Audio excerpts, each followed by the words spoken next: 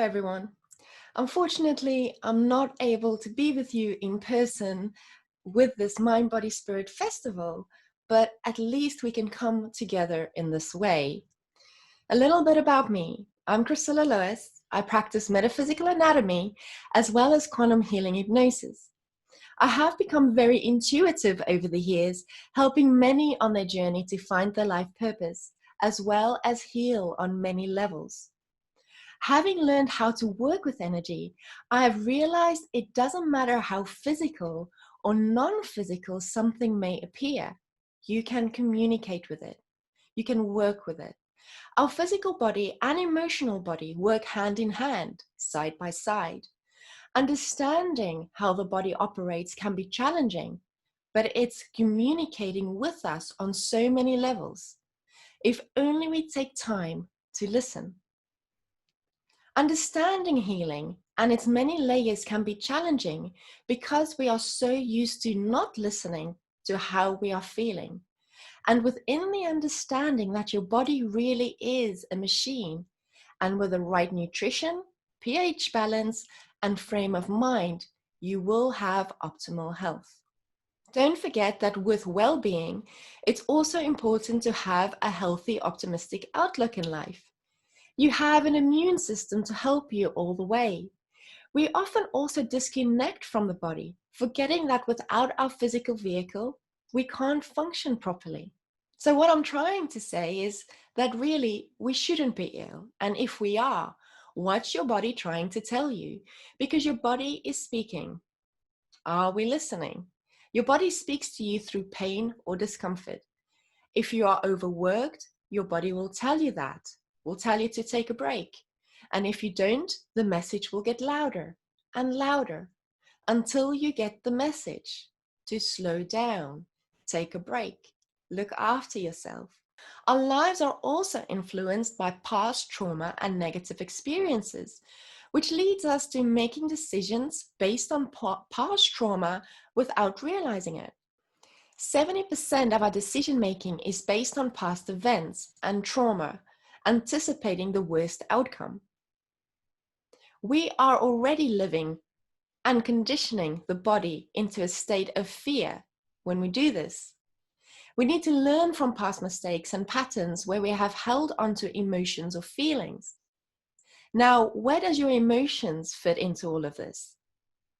Your emotional well-being has an impact on your mental state of mind, and it transfers into the body.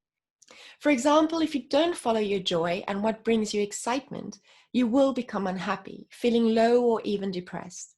And when your emotional well-being is not in a good place, your body will also start to feel it and will try to relay the message through making you feel discomfort. For example, I was very unhappy as a teenager.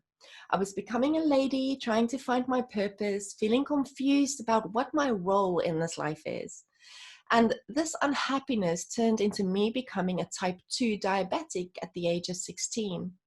Type 2 diabetes is a common condition that causes the level of sugar, glucose in the blood to become too high. My body was trying to give me the sweetness I was lacking. In layman terms, I was becoming ill. And until I realized this and changed my outlook in life and my behavior that kept me locked into this unhappy place, I was then able to heal myself. And I did. At the age of 19, there was no trace of me being a diabetic anymore, and it has to this day never returned. I understand that circumstances don't always allow you to be exactly where you want to be, but your power comes from seeing that you have control over your mindset and being able to change how you feel, learning how to manifest your goals despite your circumstances. I know from my own experiences that it's not always easy to understand what the body is trying to express. And it's not just a matter of get over it, press on, and it will all go away. And the worst thing you can do is suppress what you are feeling, because the feeling will turn into emotions, and emotions build up over time. And when one doesn't have an outlet or anywhere for the emotions to go, where do you think it goes? That's right. It gets absorbed by the body. You don't want an emotional body. You want a feeling body. So now there are also many layers to the body. As you can see, you have an etheric body, emotional body, mental body, and so on and so forth.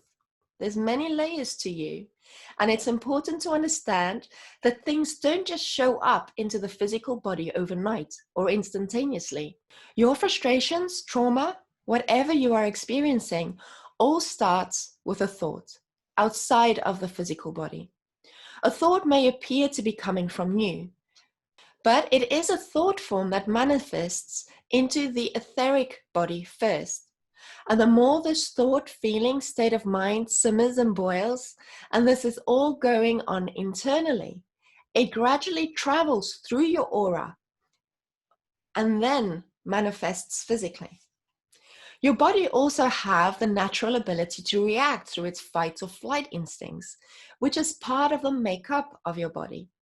But if there are conflicts of beliefs where your subconscious mind wants to react through activating one of these instincts, and your conscious mind override this mechanism, this is when panic attacks will set in, because there's a conflict and the body and the mind is confused to which survival instinct is more appropriate to use. If you don't know about these instincts, they are the obvious fight or flight, hide, vomit, and the worst case is death.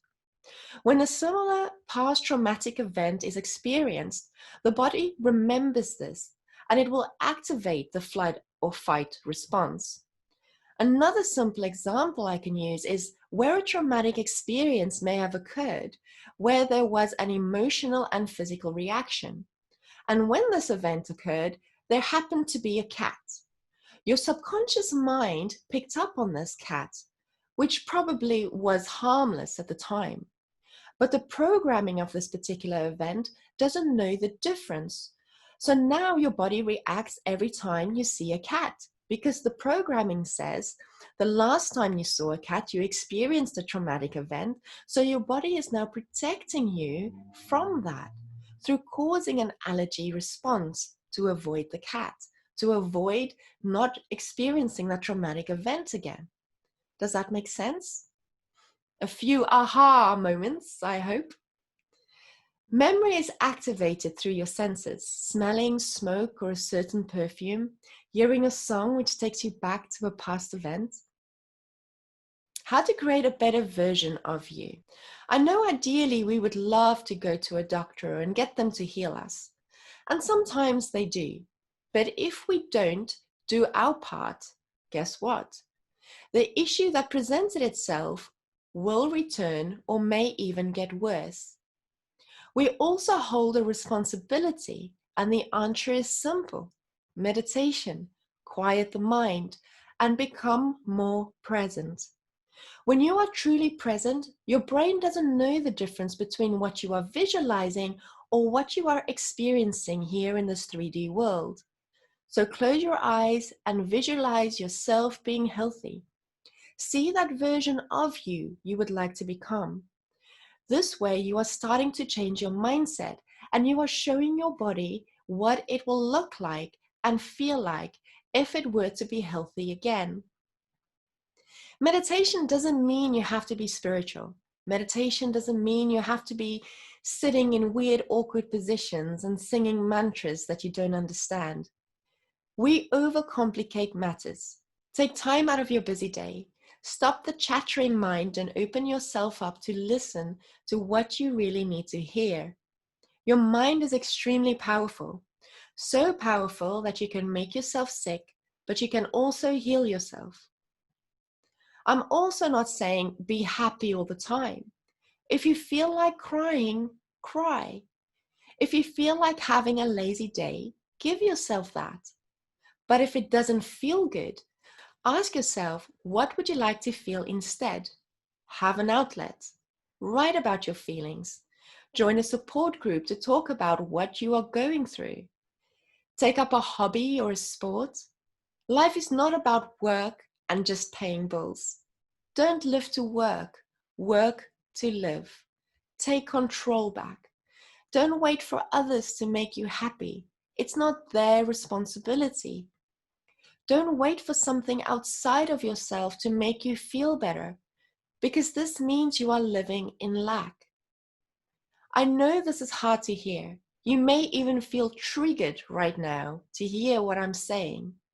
Many of us were brought up with a belief that it is selfish to look after our needs first. If you need a permission slip to do so, I'm giving that to you today. Give yourself permission to put yourself first instead of the need of others. Start living in a state of mind where you want to be and see yourself becoming that. Become more conscious of your thoughts, actions, and feelings. If you feel that being unwell is serving you, how is it serving you? Question everything. We forget that we are in control. Don't allow your feelings and emotions control you. Become the creator in your world. Change your program from lack to abundance, from illness to health. The moment you feel empowered, you will feel everything about your life change. Change begins now, not tomorrow. If you're going to wait for tomorrow, you will remain stuck and nothing will ever change. If you don't change the way you approach life, the same choices will lead to the same behavior, experiences, and outcome. Change the narrative of your story so you see that we are all very complex human beings, and there are indeed many layers to our health and well-being. If I can recommend a book to you to help you more with the metaphysical meaning behind your dis-ease, go look at Metaphysical Anatomy, written by Yvette Rose. With this, I would like to thank the Mind, Body and Spirit Show. This was meant to be live, but I'm happy that I was still able to be here with you in this way. Thank you so much, and thank you all very much for your support. I hope today's talk was beneficial in some way. Have a good day.